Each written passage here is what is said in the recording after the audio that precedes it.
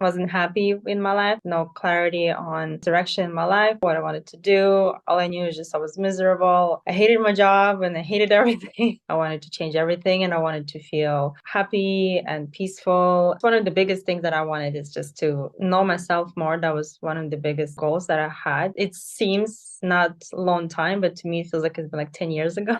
Complete uncertainty, not the bottom yet, but it was pretty dark and depressing and just unhappy with everything. And I just wanted to know if there's another way or if there's more to life than just existing. Change is hard. Maybe we can flip it and it's hard, but also it's other things as well. When I came to this new belief and I said, well, changes grow. I think that was probably the most important one that really, really helped me to change my perspective on things. And when something happens and there's a change, I don't like think this is like the worst thing. I just be like, okay, so it's growth. So it's good. I never was, I wouldn't want to say connected to my emotions, but I was always suppressed them. And that was how I grew up and how I was raised. That was kind of the mentality. After the ceremony, a volcano exploded and literally every single emotion that could ever possibly experience all came out, and it wasn't just like a few months after. It just continuously like kept like gushing out of me. I had to accept the fact that now I have to feel all of this and I have to give space and sit through it and process it. The more you felt it, the more came out. So it was just like a never ending waterfall of all these emotions coming out. Subconsciously you think by creating everything in your life that provides you with stability, right? Like you have a stable job and you have a stable relationship and you have a stable house. I mean, I'm not saying it's a bad thing, but if those things don't make you really happy, that's not really going to give you the safety that you're looking for. I was like, okay, I'm going to have no job, no house, nothing. Like, what am I going to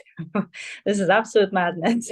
And then once that happened, I don't know, like after a week or two, I was like, oh, this is actually great. I don't have any expectations of myself. Liberating, you know, because that stability that you're building is almost kind of like a cage that you put yourself into and you can't really be free. So it comes with the price, I guess. It's funny because now that you let go of it, it's like you actually feel more safe, more free than before. Like, I don't remember last time I was anxious. At the beginning, I didn't like myself. I didn't connect with myself. There was just a lot of judgment, being hard on myself, and a lot of pressure and negativity. Definitely no compassion. And now I like myself. I mean, it's still a process. I'm not going to say that I'm 100% love myself and I never have a negative thought. I still do, but now I have an awareness of it, and I always try to catch myself being too hard on myself and always to remember to be kind, have empathy to myself first and my inner child too. You're starting from loving yourself and then you can truly love others. How I even talk to myself in my head, you know, your inner voice, it's